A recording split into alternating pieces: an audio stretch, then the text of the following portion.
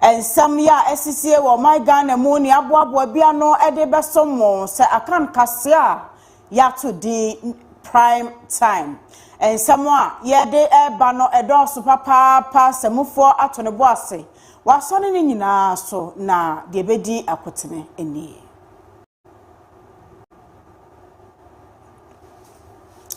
Aban ebo amaniese ensasetam eka ahasa aduonum. Ya galamse fo sai no wasan asiso asiesie biemu a manso nyankoma se wo monsa kasa asase no.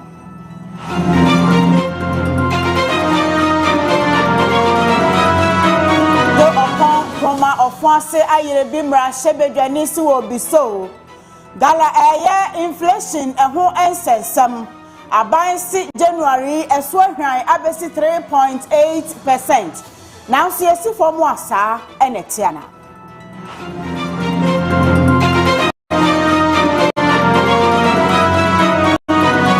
Ena edom kuma ewamra shet bejafie ede eto aban enim se entempaso. Ekadodo ya wode wonomo a wotokoko efiri ekuafo ensem 10 billion Ghana cedis no wonhwe no ntua.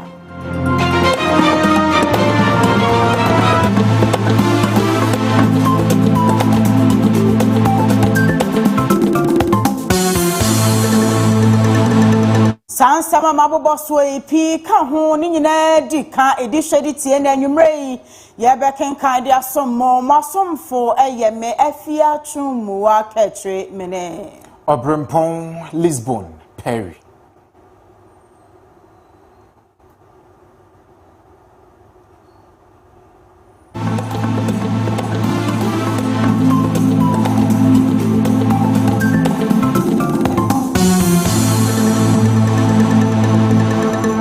Said ye former goodie to ya enamra kwanso ese Ghana yensase ene ensuwansuwa ahodo wo my Ghana mu eno eye aban ya wo so John Dramani Mahama aban na nisuade hunu pa se wo beboa no ahwe se ensase ahodo a ye de gadam se ase no nyina ene amana ntokro na ensuo gina mu eno nti yentumi mfo asase no enni juma so bia no wonum ehwe se de beya wabeshe na yetiotia amana ni ntokro ahodo a yede gadam se etutu asai ensase no eno enam so ama wosrofo ya wo hye ensase ene ewiemu ensase mu agudie eso mitre Lands and Natural Resource Minister Honorable Emmanuel Amakofibua wonum ahye ahyase ehwe se sa ensase no nyina wabehwe no wabo modern ama wotietia ntokro ahodo a ewoso na asase a asai no etumi aba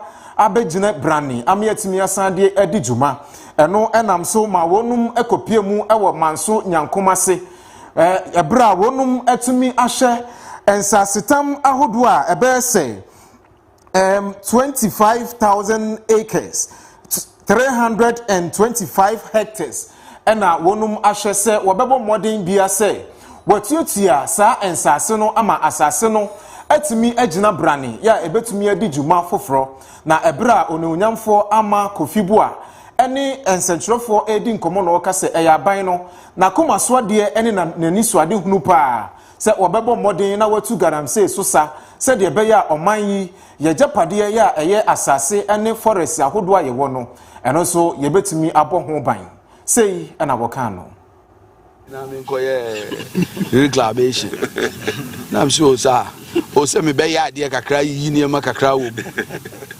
I mean, the place is damaged. We want to reclaim it. Now, some people's theory is that now that you should get them. That's not reclamation. No. Reclamation is what you are looking at. You come in and you work and you fill in, pump out the water, turn it green, and plant trees. That's what we are doing. And you better more say. First, Nanano Mabanich say, "I buy a Jumea." Or they are seen any Kaakyire Papabi. Na munyina mbeka ye ho na ye nsa sinyina se no agi be sure say eba ne sa na ye nya ne kwa aban onchi mining adwuma no enye so chi o aban say a kwan papa bia ye fa so a ye be ya yen say yensuo yen say yen asase no yen ye select ha ye close to forest reserve there nso wo twam wo ha na wo ye Ghana ni na wakoma kura ha I'm apart from that you know na pipelines are gas pipelines are affect omo it was a very critical area to reclaim inti ye di niema miensa na esi number 1 ye say ya aban ama a new program aba a friend cooperative mining program responsible cooperative mining program mabuno area ha say mo pe mining adwuma ye maybe many minerals commission pay for CEO ha Mr. Tano ha comes there pay for ha forestry commission omo ha ya ye nyina ye bomu aye ne say sampa say ye nya baby a ho no code be wo ho the show ense nsuo ense asase e de mra be mabunu no training na ye ankasa ya boa omo na se sika kokko adwuma yi no omo pese omo ye no mo aye ne yie se ne e be ya omo bi wie no na ho enye se Onimonyamfo Dr. Frank Amwako Hene wono na ye Ashanti Regional Minister wono so eka aprobo ne ho bi na no no de nsem bi etu dwa se okon ne de eden pa eden nanso enam se onimonyamfo Amako Fibu a ode ato na koma so se obetu sa anamon no onom so eta nachi na woda na se nyankoma sen so watimi aklemi ensase ahodo a ebeboa na ama oman yi enso agina brane. In the first year of 2020, year 2025 now, near the palm illegal miners in the Dona. I feel the back on the real, or the bar say, young quiet before so, and Sasia saying the waiting me reclaiming. The best than I see now, punch down and say, we now projected to say no one baby and the Babadumye. To bear 4 months in the annual 10 and Rantiano, Egumwa, Oman 9 months, supported by Edmont Ghana. Our Mabuaya over 320 acres of land, or hectares of land. Omabuaya Mayatimi, INFF, would do her. I had the package. First, not to say, first, not dead them. I'm not to say the moon and Tantai, and media national. And we actually says, I can't hubumwa. Near time minister, near time by the chair. I buy no passe, and Sasia saying, you boy near to me, I would see. Said the minister, can actually mining no. It is a mamma Bruno Juma. Now, so by so ye na ma waduma dia, and she say I'm buying the guhono. This hour is no so.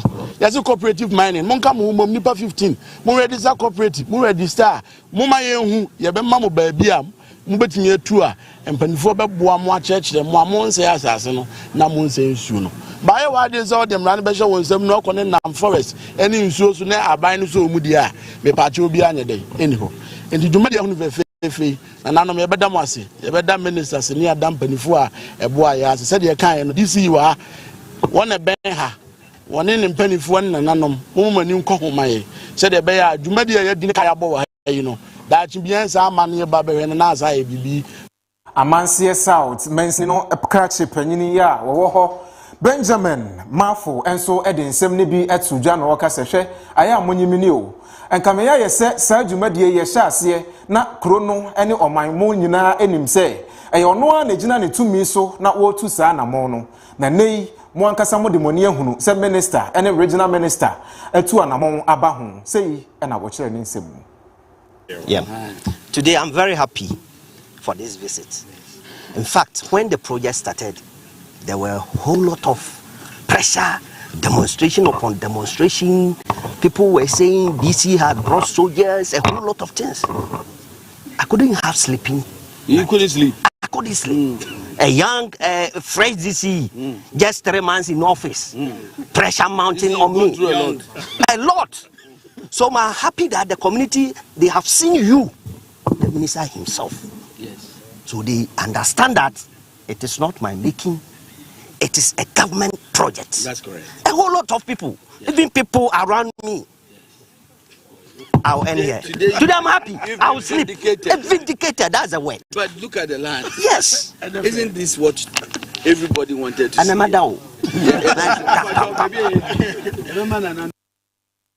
Yentoa Kasiano Eso Ghana Mampeni John Dramani Mahama Ebo Amanyese Ebra Ghana for to Obama no wie 2024 no so afna musa ye afi 2025 no. My Ghana ya wo beso mu no. Na etese obi a wanya fever. Ne ho wo so se ya che.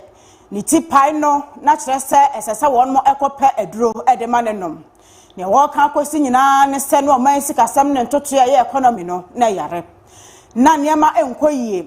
Wuduedue mu ene enkrata ahodo abadada no eja ho na wo hwe kwan a won mo fa so esai my Ghana sika fe atena ya ahodo e sha ban ase nyina na niema nkoyie ketekete kra e wo ho mampani John Dramani Mahama amane yi wode to Ghana de hye a won mo Zambia man no enim ebra wode nansa asi ho na wode atonsa krata Zambia mampani Hekendi Hikilema ede ema no abo akire na wode adru Zambia man no emu ene wode eto adehye ya ewo ho anim se ya waba die wonam reset Ghana agenda no so etoto niema enti ne wonmo eye ene se wobe pagya amammo no mu yie na appointees ya wone wo mu di dwuma no obi ya ne de se fata pepepe na arehemu ya brebi a etwemu nka eya yira ewo Ghana amammo mu no asan ababiem saniama enhyada nkoyie pia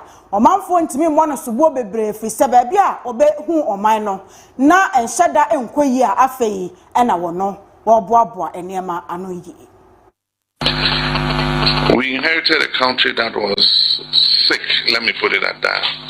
The economy was in crisis, governance was in tatters. We had so many issues in all sectors, in education, in healthcare, in agriculture. And most of all, we had defaulted on our debts. Our debts to GDP had risen above 100%. And nobody wanted to lend to Ghana again. Ghana was almost becoming a basket case. And so we fought the election on the overarching theme of the reset agenda.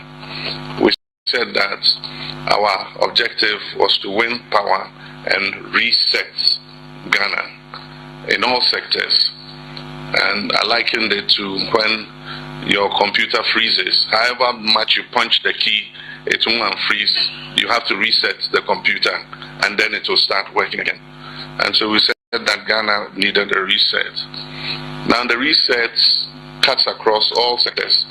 It's not in respect of any one sector. It has to do with governance and looking at our constitution again. And that's how come we promised that under governance, we're going to set up a constitution review committee to review our constitution and make necessary amendments in order to make it a living constitution that can serve us for another 30 to 50 years. And so I ignited that process as soon as I came into office, and the committee finished its work, presented its report. We are just at the point of announcing the Constitution Review Implementation Committee that will start the process of implementing the Constitution. The other side and the governance on the reset agenda was accountability, and that is the fight against corruption. People who hold public trust must be accountable to the people. And a time was coming when there was such impunity in government. It was like people just went into politics and government to enrich themselves. And so every week, every fortnight, there was a major scandal.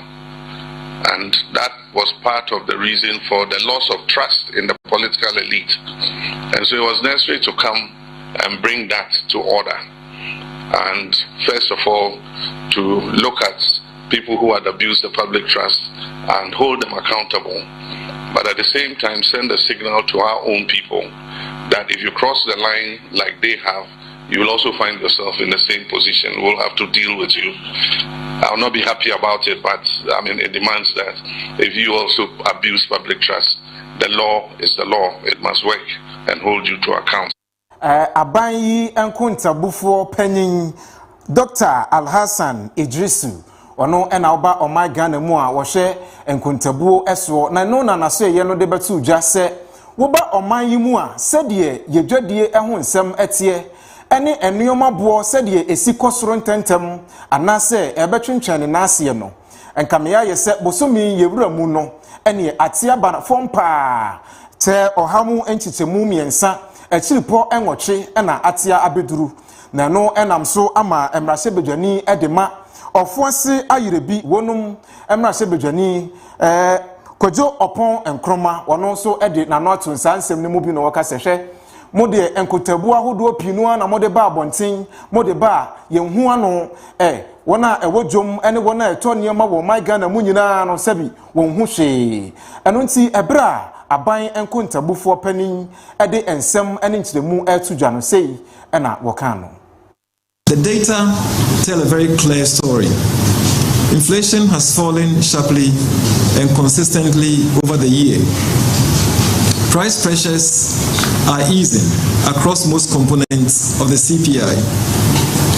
While challenges remain, particularly in some regions and food categories, the overall trend is positive.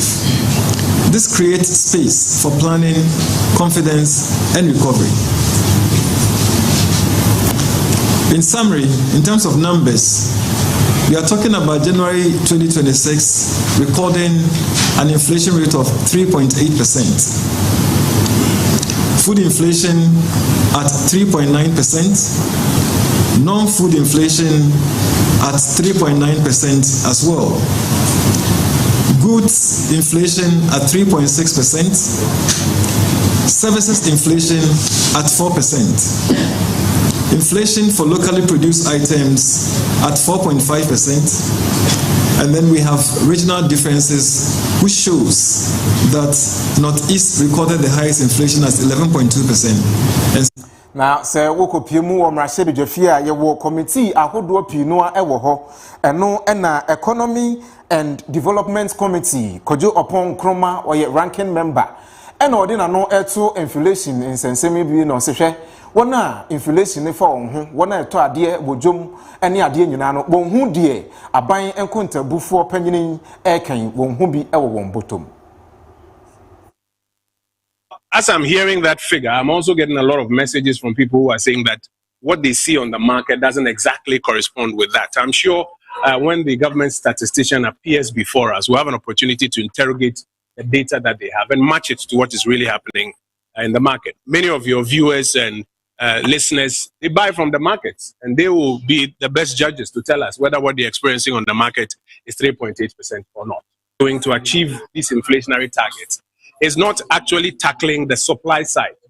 It's actually sterilizing a lot of money from the system.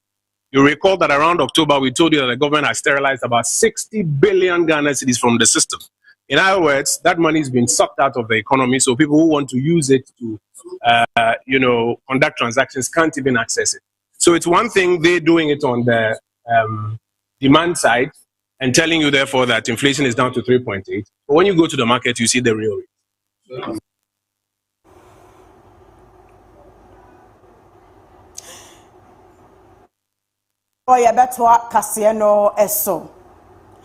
Licensed cocoa buying companies one more enyumakuo ahodo a aban ama won mutu we krata won maye ntamgyinafo e wo Ghana cocoa akuafo ene Ghana cocoa board a wo twa ne ti aka ne cocoa board fo ntam free say cocoa akuani wo do cocoa no na ba no ye ho adwuma nyina wi a wo de bekwa akoma krache ya wono ne sa enyumakuo ni bi ti say produce buying company PBC kuapa cocoa ni afoforo aka no ye adwuma na wono akopɛ sika wo ho e de abre krache no ene dom kuma e wo mrahye bedwafie ebo amane se sai nyumakuo yi a wono maye ntamgyinafo de ama Ghana cocoa akuafo ene cocoa board no abai de won mu ka etwam Ghana cedis opepem edu 10 billion Ghana cedis ya esese wo hwe na wotua e de ma wonom wo mu kiremu a ekano eye de empanifo abrogu hwa efri November 2025 ebesi sabre na won fama enyumakuo na wo nso anya bi e de amakoko akuafo no ene won mo afrensem telefone hyemu ama ranking member emrahye bedwane basum ko ehwe nuane kuadwuma ene koko dwumadie so owura ba kwa waka ho Dr. Isaac Yaw Opoku wakasa ana wase ne ekoso no kwasampa se eni enyan papa sesei Ghana koko akuafo pa won ho a won hunu wasenem won ho kire won papa koko a won makari dia koma krachefo nyina wonya ho sika nti ama won ntimi mo won obusua ho branch sa 10 billion Ghana cedis ne de esesa aban hwe na wotua e de masa nwumako no. Cocoa Board and government must be blamed for failing to reimburse various cocoa buying companies for purchases already delivered to Cocoa Board. The LBCs have borrowed from banks and off-takers to pre-finance the harvest, but as we speak, Cocoa Board owes the LBCs over 10 billion cedis, being defaulted receipts of cocoa already taken over. To continue purchases and further deliveries in the same circumstance will mean the piling of cocoa taken over receipts, what we normally refer to as CTORs, as well as Cocoa Board's mounting indebtedness to the LBCs. In a recent press release by the head of Public Affairs Department of Cocoa Board, the impression was created that enough funds have been released to the license buying companies to purchase cocoa. But this was a complete hoax. The reality is that farmers are not being paid for their cocoa sold to the Mahama-led NDC government since November last year. For farmers who rely on cocoa as the sole source of livelihood, the past 3 months have been very trying moments. At no fault of theirs, cocoa farmers now find themselves in a quagmire, having been deprived of their hard-earned income from the sale of cocoa for more than 3 months. Some suffering farmers have been forced to sell their stocks at heavy discounts, plunging them into severe hardships. The non-payment of farmers for cocoa sold is not just incredibly outrageous, but it is a complete rip-off by the Mahama-led NDC government of their incomes and livelihoods, to the extent that some farmers. Dr. Isaac Opoku ene Edom Kumano ekoswa se license cocoa buying companies no a wono ene akuafo de won cocoa akoma wo mu ni sika wode betua cocoa ne ka na kire se kuani ene aboka enei akuafo no eniema enkoye ema wonom enu nti wo mo ebesere papa se aban epese cocoa atenaye no ekoso atena ho na enyini na da chinchirima so benya so mfaso de a woma na ni nku cocoa akuafo ho efrise djuma ye ni bia na katua efata no na nke betumi mpo a wo tua enwumako ne ka ama wo mo nya bi ede atua cocoa akuafo ka no won sanfa chopa emu odem ma cocoa akuafo frise aban ne wo mo anini yi. Farmers have tended their farms through harsh weather. They have spent huge resources to control pests and diseases. They have toiled to harvest their farms and sold it to the government in good faith. Yet, months later, they are still waiting for weeks on end to be paid. Is this the resetting which was promised the good people of Ghana, or the reversing of the cocoa industry? Farmers are asking. Ladies and gentlemen of the press, it is not only the poor farmer who is suffering. The failings of government and Cocoa Board are also hurting the cocoa buying companies, that is the LBCs, and transporters, especially the indigenous companies and local enterprises. By delaying in repayment of cocoa taken over from the LBCs, these business and investments are at risk. They have their working capitals locked up, their progress hindered, and financing confidence undermined. Contrary to what the NDC preached pre-election time to promote indigenous business and investments, they have rather reset to kill indigenous companies, businesses, and enterprises in the cocoa industry. We call on government and Cocoa Board to pay our cocoa farmers immediately for all cocoa beans sold and to be sold, to save the cocoa industry from slipping back to days of despondency and loss of interest. We demand an apology from government and Cocoa Board for this gross dereliction of duty. Cocoa Board must reimburse the LBCs of all outstanding repayments of cocoa purchased and delivered, and must also ensure the prompt repayment of subsequent deliveries and CTORs to avoid the recurrence of this despicable situation in the future. We demand that our cherished cocoa farmers are treated better and with dignity than what we are seeing now. Cocoa farmers are not beggars. Paying cocoa farmers promptly is not a favor.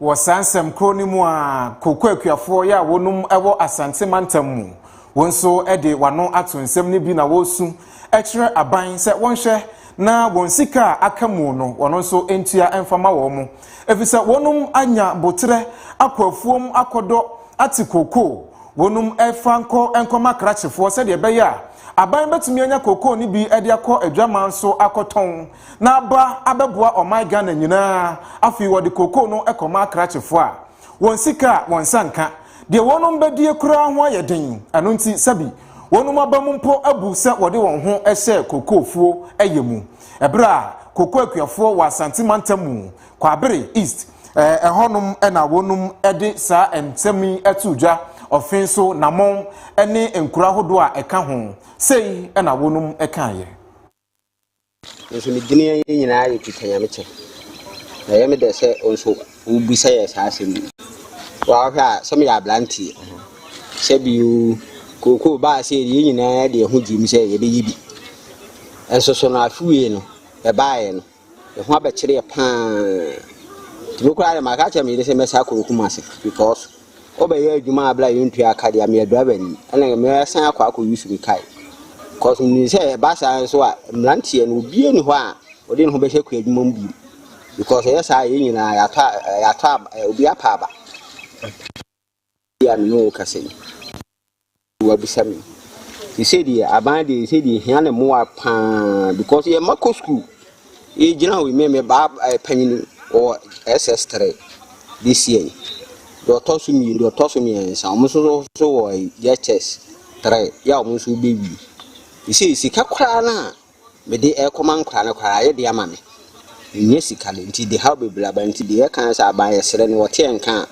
ene ne ekine ya o me so ente nka na ja ye mana o mko school so nti me bi mfa hwe wo mo so na pa na mko school kra ye kapra na de ama wo koko no so akọ ya de koko ni na akoma ya kachifo ya ko mo ho so a o mo se aban ma sika se o mo mfa betre ka nti se koko sika na ese koko na ko dwama so na akọ nso so ya hwe nim se kwopfom kura na o mbaka bibi nkyere ya twa kwan ya se na pa ya na eti nu sika kra se o ka hwe nkyere amma ye bama bu nti ama se kura koko na bere kura na ya se nti wote kura kwa wonya sika na wote ayeden me kura ma ya dwen se afi se na be kode a aja mi furu kura kan beton mi furu na kama ko me kuru fil be se bo so me nani bo so me kura na o mo bie koko na o mo tumu na o mo tumu ma ya na kakra ya na de wiye wo ho no ka yadika ka se ka yadini na san samiri kura de ka hu de ba yadika se de bisie kakra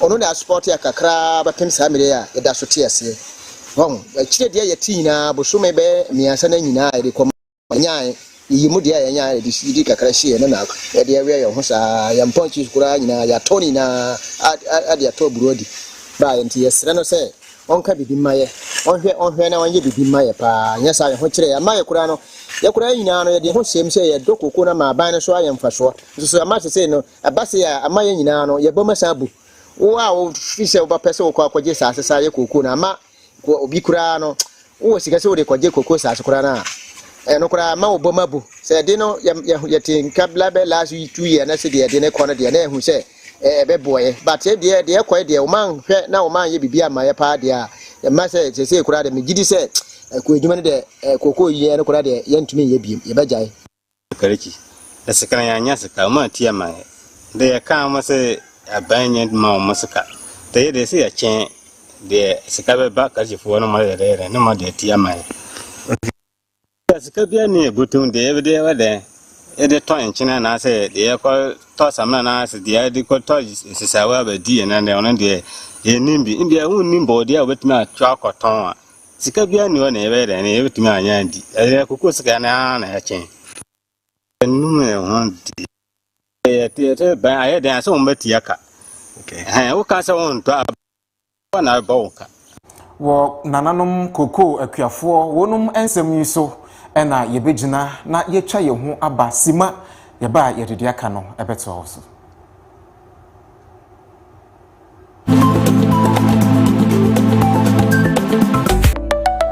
no nsie prime time kase eni eguso kenkan de so mu ye dem live Facebook YouTube nyina ye Fache TV ya na mo join ye wo ho wa like wa share no obi so ahwe bi yem to nsam no so ai Ora Bernard entry Boasiako na hotedi ene chairman wontumi wono ne titina ni de mother New Patriotic Party MPP amanyoko no wasante mantamu ha wone 1957 news for abonkomobi wontumi eye nipa baako a afi 2024 elections ne pempen so ba no na wotai kasa bebre samwa na woka de na edoso na ne nkwamotwetwe mu e na wo kire se wono ankasa tenase abunkompo ahwe kire hu se no kwasam 2024 num na aye election year na wo nyina ye campaign nti na wiem ayehye papa sabren samahodo a woka edi egu mampani John Dramani Mahama so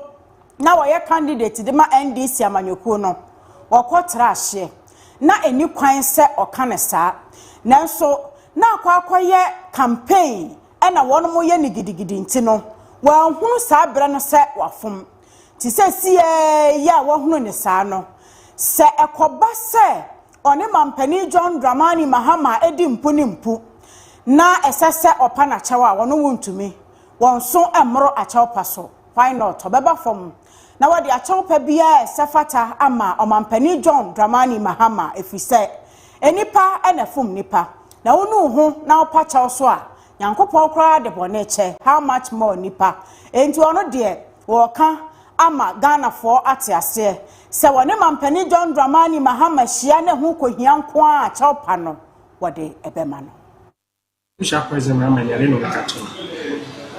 Misiano, he's our president. Abra na ope no dear. That's Abreno. Na ya dear. I was a me year juma at the mommy party. Sisia ya yine dear. Anya dear on wakro bebebio. Na Misiano mechiano. Misiano mechiano. Na masa akache say. Minim said Akufuado a handy over to no. Minim says so no so be handy over a diama bawumia. Our 2029 or no so be handy over a diamano. Na me council so me wo me wo the right to say that because Abra Yura Kufo only Yura Rollins a pray 1996. Na 2000 onko bio no or handi over ade ma yura kufo abra yura tamas oni yura kufo april 2000 204 na 28 onko bio no yura kufo handi over ade ma yura tamas uwu ne yare kanipa ho enyina nim de esi 2016 Abra 2012 Abra Sansana or ye president in Tino. He maintained.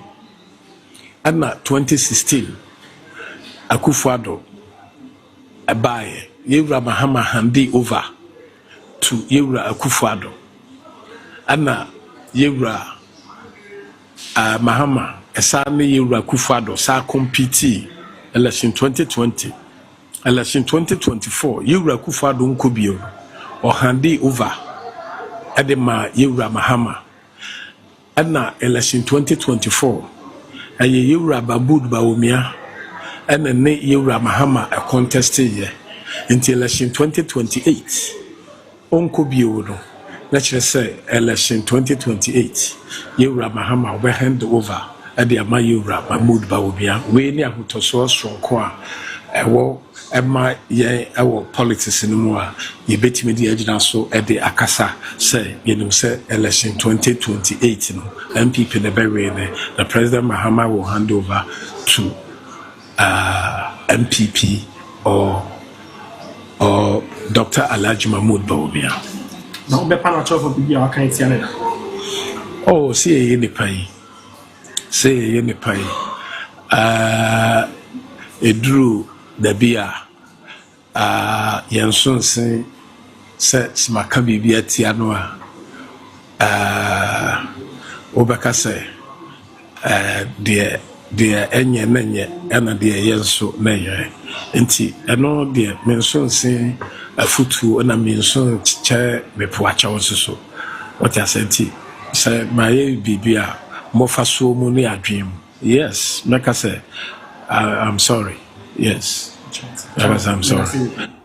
And Chepi and our Ubepim, our Kumase and Mountain Swa, a Japa, a tall blue light market. Nani a Jodifua, Wonum, Honum, and your ma, and it Wonum, Sutoso, a hood when you na, a ja, a shin or Jorobe. Na, and no, and I'm so man penny for who do Pinua, a buyer. A beboa wonum, we binum de Sika, a buyer, a bid de cementi, any anya, a would walk. Eba se wode beboa ama wotimi asi sa edwano ebiem na eno enam so ama ebesi samre edwano yenhunu wona edidwa wo honom so kasa na wo kasa wo kire se wonhunu efri se ehose ye besi samre no wontimi ensiye na no ena chairman Joseph Bobie Ansa wono ena ye chairman a woda edwafo a wonum nioma ehye no ano ena ode nsem bia betudwa se oh yaboa ye ho pa se ye pese yeboa na yetimi esi edwano na mmom eye nkrata asem bi ena aka eno ena yetu ho anamon ebra yensa ebeka enkrata no mobehu se yakukuru edwano ede esi wo se de beya obia ensa ebetumi aka ne de assassin from to Medina, we are Cassay, a dispatches and a basis. Nemum, assassin the Wura. And he said, yeah, as Sanka, I am Catas. He is in Egypt, who said, clear me. Yeah, you would think to down the Bria, with the Nekonka.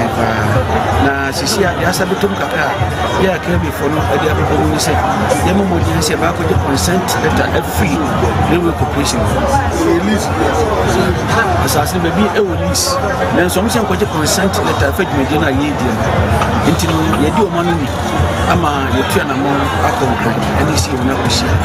Until you swap, yeah, and to Tranka will be in fact, one was only a Casacan. I see him answer a plenty of Professor, which one way, and it may be a bear.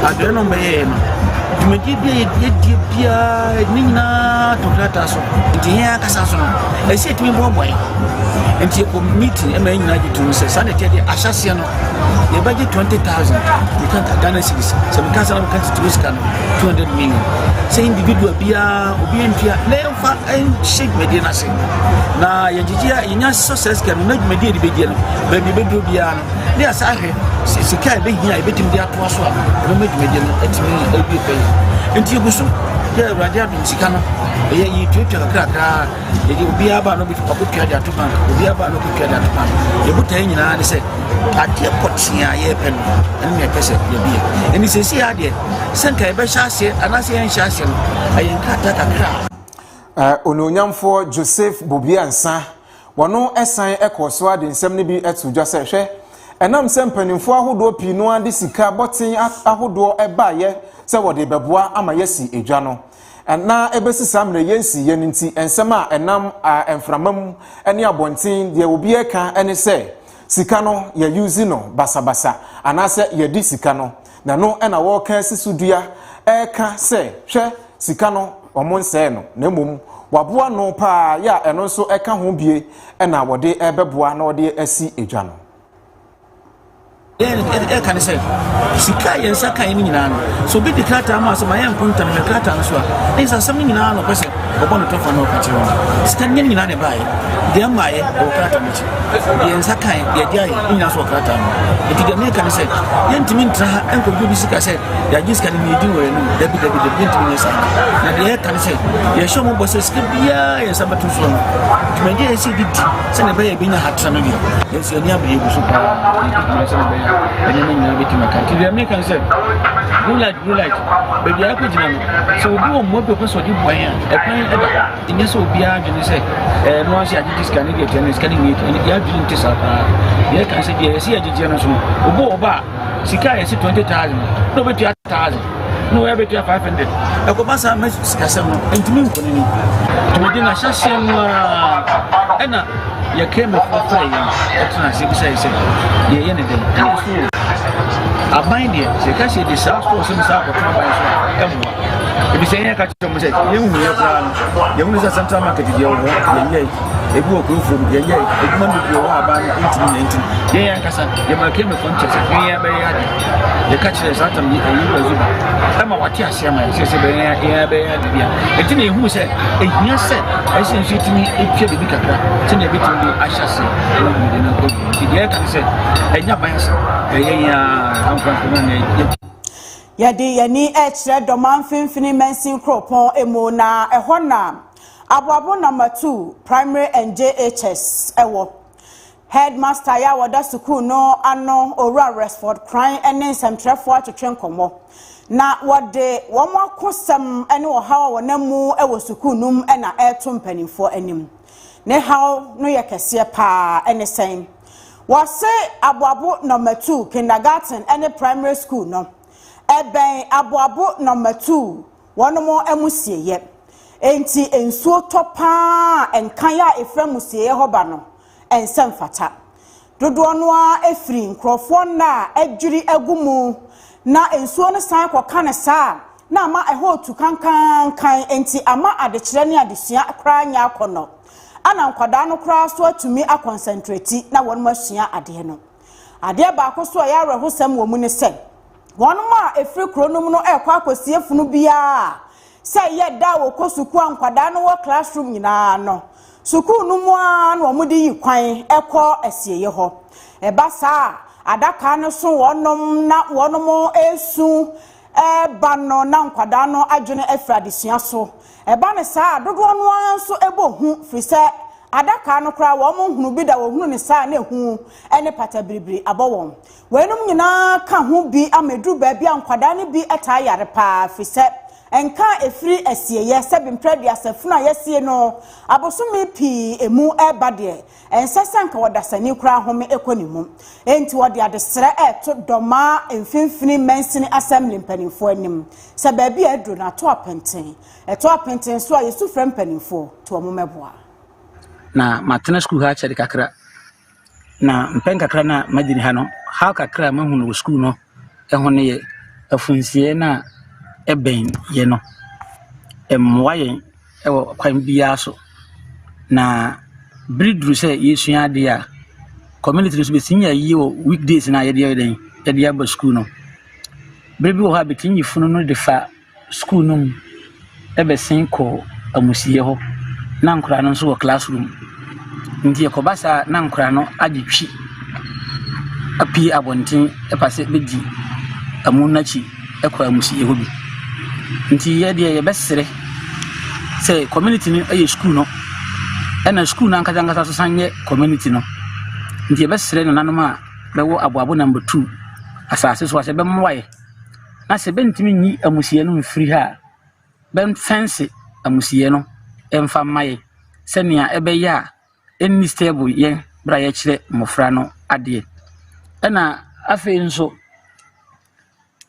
amuna besie no biribiso a yete pampan no ewo school no ndi eno nso bemfumigeti amusiye ho na sa pampan na eba yeso no nso so nye den so ntwa mpacho manoasi We a head teacher Ora Resford crying wada Abuabo number 2 kindergarten and primary school ano Ewadoma Central mensino emona owie na churchfo binuma wo honso ekasa ye na wo mo ekire se esanse nkwadan ketoa ena wo kire won made wo suku mu honti enka ene pampan efiri ho eba wo mo homekọ wo mo bebre no edenyarewa ebre won na ebetumi nso aha won mapomode hu nsam da ache papa enti wo mo sre se wo mo sui enu mpanimfo anim na wontu hu anamo ma ye face ha e wo ye school babo number 2 arisi yes ye hu asem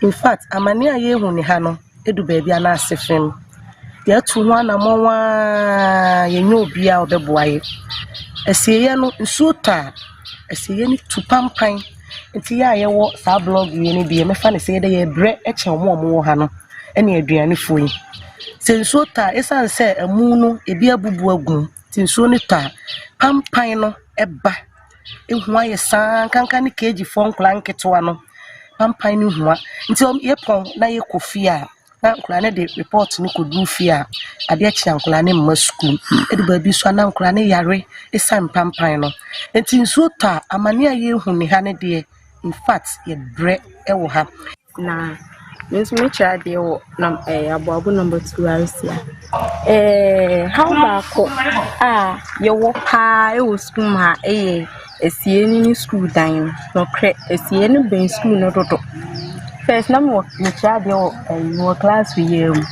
pan na nye kra e to den suta say ya amna no mo boni duwa yankofom nti nipa nso de ese ya den apampan kaka egeba eya yentime nhume kra na afi nso ye kra de na bia weekdays eye bi wa no mo besie funa eya na nkwala no attention wo nipa no so nti akwala nso wudi nsekuro na wo kra de enye yi nti ade se ye gyan man nkwala no wudi nsekuro kaka ansa sukun kwada ne bi so ekasaye wamade sire nyina ekọ amanananom ne mpanimfo a eka bi ewom ya ewo Doma Central Municipality num sese de won ma kyerɛkyerɛfo ene ɔkyerɛkyerɛfo pani aka no se won mutumi nyi afunsieye no sade ebonofo ka no no emfiri hɔ a ene won mo emeto fasuo mfa ho firi se pampan no ano ɔden ya ha no se nsuota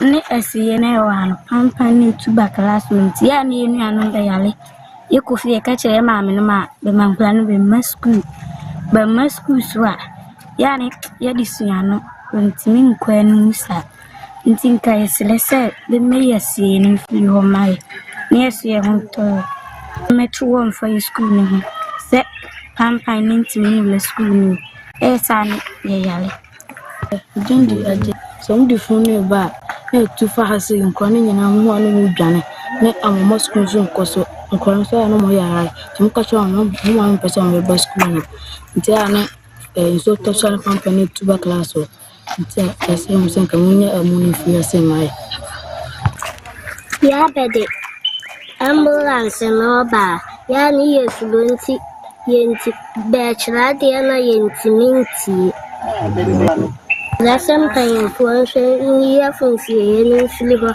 yes, I have twice a year bit in machine. I said, I'm to one in first school in a sea in my.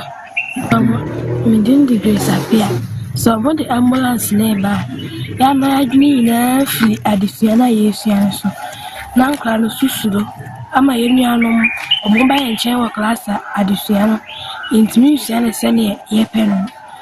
Ena maybe so ha say nkla no omo de ambulance na ba nkla no bi no tibi ama omo fo no mpese nkla no be school ha ti ama ye school so tia na ete ti yes lempen for say be mo elinka benyi asieni fli hey ana say omo ntu on fa school ni asieni ntem so be aye ho beto ni Honorable Kwabena Boatin Assembly member Edema Onye electoral area ene ejeso ene ne mpatamu honom asem ena making na Honorable Kwabena Boatin se woba Onye electoral area akwanfo akwantantan pa ena age saa empesua no so afa ene akwan bi ete se efiri egiso edeko dona so onwe esie nimpon kwaso kontanase saa kwan ne nyina aye chese akwanfo pa ena eha wonum eno nti ama akoniabadie pa entumi enwie mudie ewo egiso onwe electoral area ebra honorable ekasa no wachire mu se hwe ebra na ye beto aba 2024 ne de ene mpanimfo de mfidie ebegu kwan ne so wonum se wode kwan no ama Kofi Jobu se woni hu djuma anu nti wode mfidie ahodo ebegu so etwitwa so a na yeto aba awie ye ebesi eneyi no Kofi Jobu afiri kwan ne so wasesa ne mfidie ene eniyoma ahodo pia wode ye adwuma no edi afiri kwan ne so anu nti ekwan no ekun wonum adane death trap ena ekum enkrofo ahodo ene accident ene de keka ho anu nti wode adesrade eto empanimfo ene aban anim se woncho nani emfa emehwe egiso onwe ebra wonobo kwabna boatin ekasa no sei ena boka ne nsem no bi ya medawasepa efa kwanya wi so achia betiefo na ye haupa da egiso hadie ana woni ekwan so kopem kwa so konta se de number 1 e ba ko pe ye hauni usɛ yɛ kwan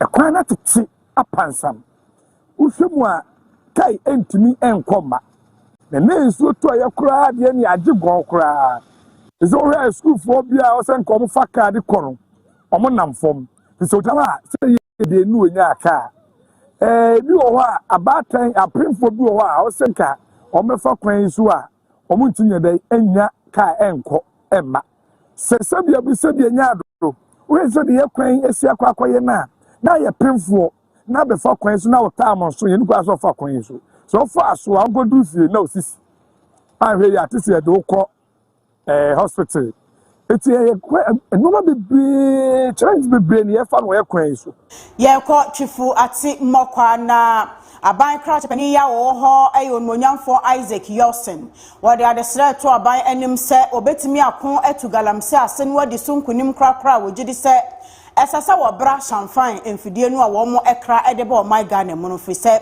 galamse foi champagne no wode wo ho to so a eboa wonom ewo efuma gudi a wonom etuo titiri pa ewo ensuo mu Blue water guards foi wonom apabi hontoma ewo twifo eti mmokwa ya wonom ekọ akọbua ama wo manfo nam kwati kwa so etu galamse no wobeyi wonom afiri ho na ebra wo pa wo hontoma no en wonmonyamfo ede sansem no etudwa ya apan so so kura ne se enuanom a moye edwuma ewo nsuo no so ebelefo meka disi yufo a ọmọ pẹ̀lú ìtúrí ẹ̀ṣẹ́ ìyẹ̀sá yẹ́mú sẹ́ machine ẹ̀pọ̀ ẹ̀mẹ̀mìyànwó ẹ̀sẹ̀ nsuo ẹ̀kyẹ̀rẹ̀ pharmacy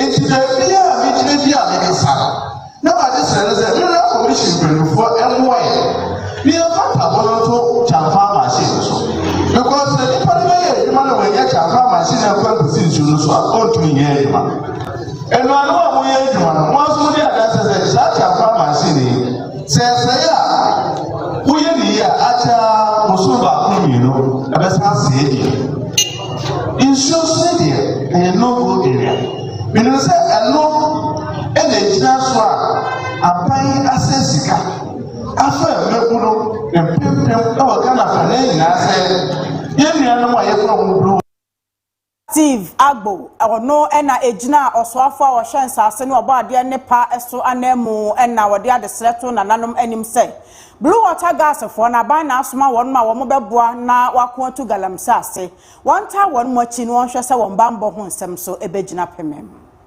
Minister say anya say dey we training ya mo frey ewie ni ti no na waja o mo se mo kokko ejuma afi nana atimoko abesori amachi a obeti se nkolebi na ni na efichiri a mo hye bulubulu ya onim hohwe esa enkyere amamu papa emfa ni die emfa ma ekroman no emfa ni die ma nana no ni perifo na so so ma ye na yeba ni bi shamu na yedi ye mai Echiremo. Yadi omu chiremo sa no na ye bi some support. Titiriu ediama ye mofra no. Esan say ba omu be omu nkresi kan. Ya nsuro mu tuotuo omu nkraba.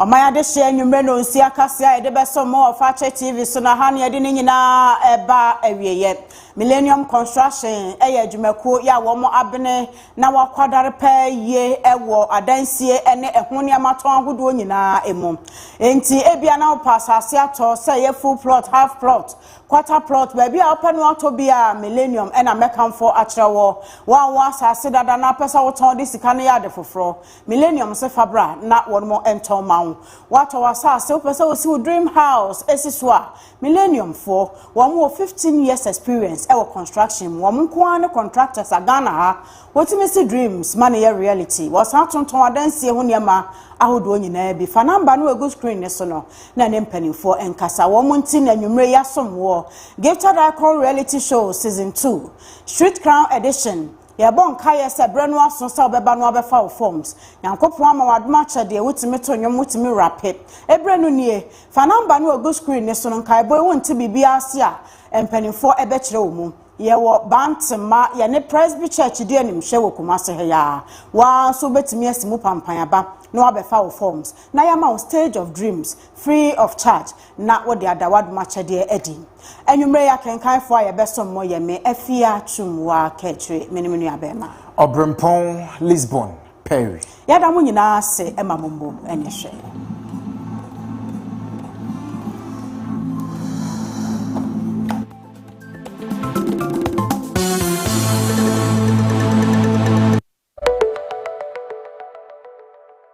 tia unti na unti ni okay oni ye de say abribia nyankopon ze na aduma chaze ze chawa nipa bi so wanyu a o de say no titu mesafo no aya o pe bi a sabi o ye famous o ye bi a o ye nyimpa manfo nyimun dodo na mesafo no bi ebinum dem menyin bi na wo pe ha dodo na dem menyin bi na wo pe nti se behwe a na ebeka wo mofoma brim kra na wo players bia na wo ball pa otu du kakra wo fa mesafo na ball bon say you will bia o shasi ye pa na onyimazu wo school but odru mfie bi do onyi mesafo kodede no na de nyim ni nyina say nti se wo ho na se nyankopon chew adoma chagze se da hina ye public figures yi di nyimpa na nyim na se ezi mesafo sem si wonyo ada the maduma chagze no ofi wonsa